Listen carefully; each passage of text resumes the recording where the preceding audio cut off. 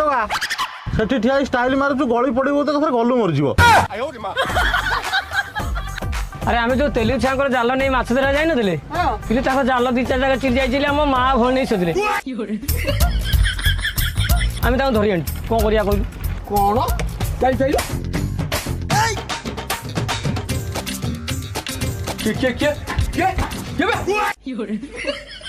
ଭାଇ ଟିକେ ଲୁଙ୍ଗି ଅଧିକ ଉପରୁ ହେଇଗଲାନି।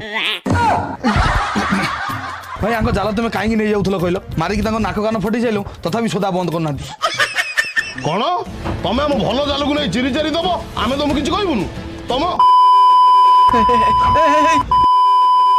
ତା ପାଟିକି ଧରି ପକା।